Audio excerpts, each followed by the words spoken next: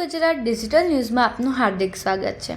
મનરેગા રદ કરવાની સાથે સુરત જિલ્લાના કોંગ્રેસનું ઉગ્ર ધરણા પ્રદર્શન કર્યું।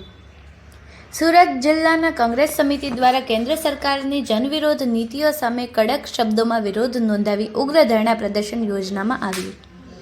મહાત્મા ગાંધી રાષ્ટ્રીય ગ્રામીણ રોજગાર બાંહેધરી અધિનિયમને રદ કરી તેના સ્થાને વિકસિત ભારત રોજગાર અને આજીવિકા મિશનની ગેરંટી એટલે કે જી રામજી યોજનાના અમલમાં મૂકવાના કેન્દ્ર સરકારના નિર્ણય સામે કોંગ્રેસે તીવ્ર આક્રોશ વ્યક્ત કર્યો હતો। ગુજરાત પ્રદેશ કોંગ્રેસ સમિતિના સૂચના અનુસાર સુરત જિલ્લાના કોંગ્રેસ સમિતિના પ્રમુખ શ્રી આનંદભાઈ ચૌધરીની અધ્યક્ષતામાં અને પૂર્વ પ્રમુખ શ્રી મનહરભાઈ પટેલ તેમજ એઆઈસીસી સદસ્ય શ્રી હેમાંગીનીબેન ગરાસિયાના પ્રેરક ઉપસ્થિતિમાં માંડવી સુપડી બસ સ્ટેશન ખાતે આ ધરણા પ્રદર્શન યોજાયું હતું। આ પ્રસંગે કોંગ્રેસના નેતાઓએ જણાવ્યું હતું કે મનરેગા યોજનાના ગ્રામીણ વિસ્તારના ગરીબ મજૂર અને રોજગાર વિહોણા પરિવારો માટે જીવનરેખા સમાન છે। તેને રદ કરવાનો નિર્ણય ગ્રામીણ અર્થતંત્ર પર ગંભીર પ્રભાવ પાડશે અને લાખો પરિવારોની રોજગારી સુરક્ષા ખતરામાં મુકાશે। જી રામજી યોજના મનરેગાના મજબૂતીય કાયદાકીય આધાર અને રોજગાર ગેરંટીનું સ્થાન લઈ શકશે નહીં એવો આક્ષેપ કરવામાં આવ્યો। ધરણા પ્રદર્શનમાં એઆઈસીસી તથા પ્રદેશ કોંગ્રેસના પદાધિકારીઓ, જિલ્લા કોંગ્રેસના હોદ્દેદારો, તાલુકા અને નગર કોંગ્રેસ સમિતિના પ્રમુખો, ફ્રન્ટલ અને સેલના આગેવાનો, ચૂંટાયેલા પ્રતિનિધિઓ તથા કાર્યકરો મોટી સંખ્યામાં હાજર રહ્યા હતા।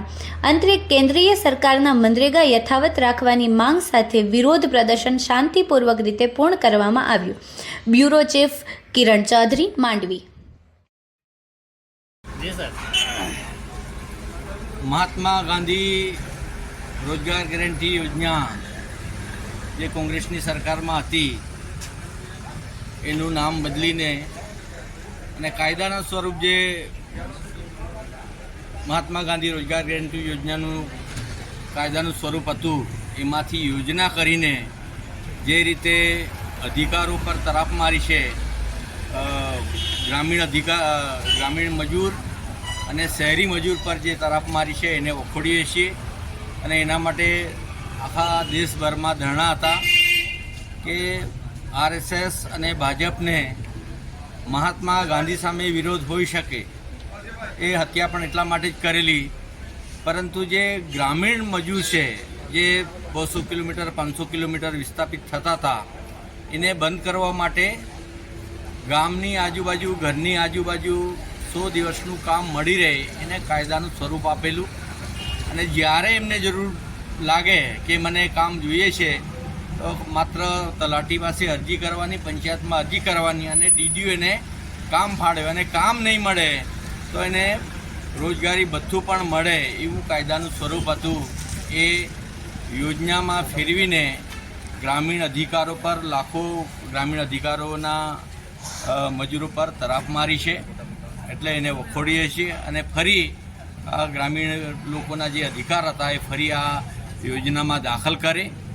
અને મજાની વાત એ છે કે કોંગ્રેસની સરકાર હતી ત્યારે જે મહાત્મા ગાંધી રાષ્ટ્રીય રોજગાર ગેરંટી યોજના હતી એમાં 100% ગ્રાન્ટ કેન્દ્ર સરકારની હતી।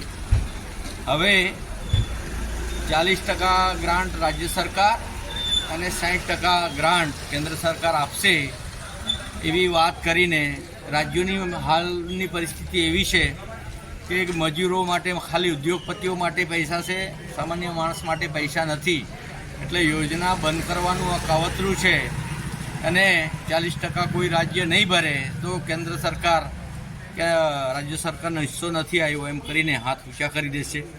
અને જે પરિસ્થિતિ 25 વર્ષ પહેલાં હતી મજૂરોની કે શહેરોમાં જઈને કે જે રીતે મધ્યપ્રદેશમાંથી ગુજરાતમાં આવે છે, ગુજરાતમાંથી મધ્યપ્રદેશમાં જાય છે, સૌરાષ્ટ્રમાં જાય છે, એવા 200-500 કિલોમીટર જે લોકો વિસ્થાપિત કરતા હતા એ લોકોને ફરી આમાં સોસાવવું પડશે એવું અમારું માનવું છે। અને એટલા માટે અમારા નેતા, રાષ્ટ્રીય નેતા રાહુલ ગાંધીજી, માનનીય ખડગેજી અને પ્રદેશ અધ્યક્ષ માનનીય અમિત ચાવડાના સીધા માર્ગદર્શન હેઠળ જિલ્લા કોંગ્રેસના ધરણા રાખવામાં આવ્યા હતા અને ખૂબ મોટા સંખ્યામાં કાર્યકર્તા અને અમારા જિલ્લાના પ્રભારી શ્રી દિનેશભાઈ વલસાડથી આવ્યા છે, પૂર્વ પ્રમુખ શ્રી, એમાં બધા જ કાર્યકર્તાઓ અને આગેવાનો ઉપસ્થિત રહીને કાર્યક્રમને સફળ બનાવ્યો છે અને આપના માધ્યમથી લોકો સુધી આ યોજના પહોંચે એ પણ અપેક્ષા રાખું છું. Thank you.